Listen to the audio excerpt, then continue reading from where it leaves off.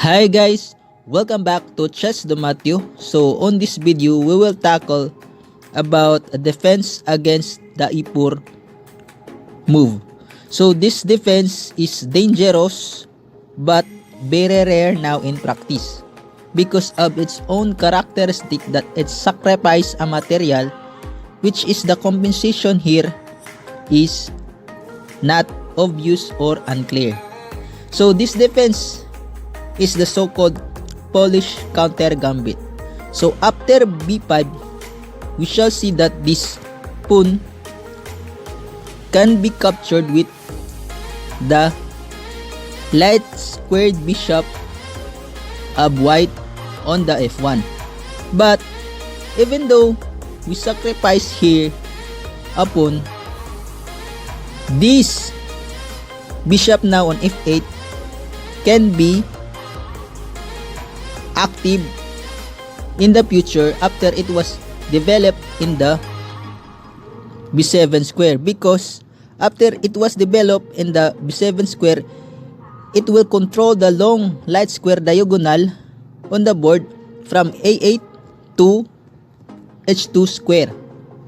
So even though here white capture a pawn and wins a pawn, but after bishop b7, this bishop is now active. Unlike in other opening, like for example the French defense, in which this bishop on f8 is limited on his activity because it was blocked by his own pawns. So going back to the Polish gambit, here black sacrifice a pawn on b5 so that it will now be activated on b7 square. And after bishop b7, we shall see that this bishop on b7 are now attacking the undefended pawn on e4. So after a sacrifice of pawn, it puts now a pressure to the long light square diagonal of white. And let's say even though here white defend the pawn on e4, still the black here now can put some pressure on the pawn with two attackers versus the one defender. So let's say now white captured that pawn on f5, but after the capture to the pawn on f5, it opens up now the long light square diagonal on the board, and this bishop now is monster. And after bishop takes g2, we shall see that this rook has no square to go, and it can be captured anytime soon with this bishop on g2. So as we go further, even though here white counter some attack and give a check on h5, so the black here was forced to cover that check. So after a capture of pawn, trying to have some open attack or discovered attack on the h5 to a8 diagonal after the move g7 and fork, and give some fork to the rook and bishop. But on this position, we can simply block that pawn by moving it to g7 with our bishop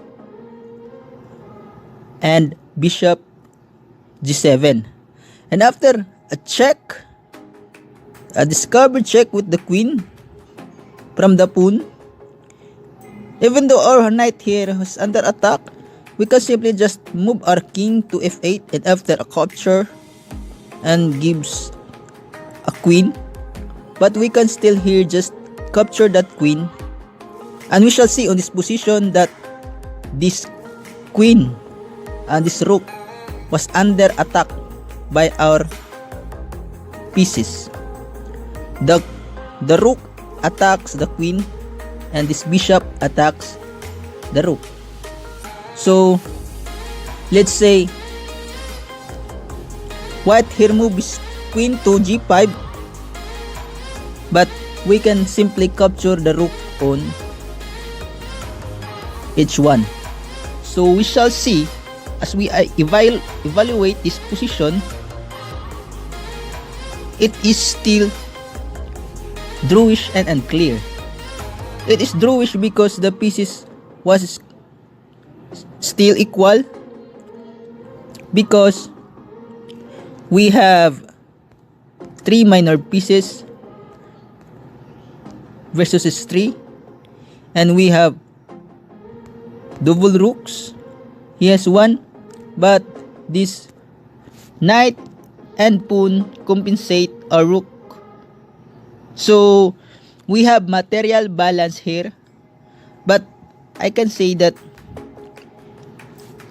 the white here is still advantage because still has the activity and it has an attack to the h2 pawn, and anytime soon we can develop our rooks here, or knight or queen gave some threat on the f file to pressure on the weakness of the white, which is the h2 and f2. So that's all. I hope you learned something on this video, and thank you.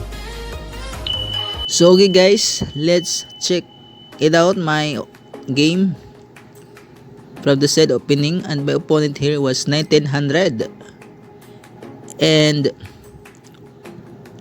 in just 16 moves my opponent resigned immediately. So after the e4 move, I play b5 and try to sacrifice my pawn just for a development of my light squared bishop to b7.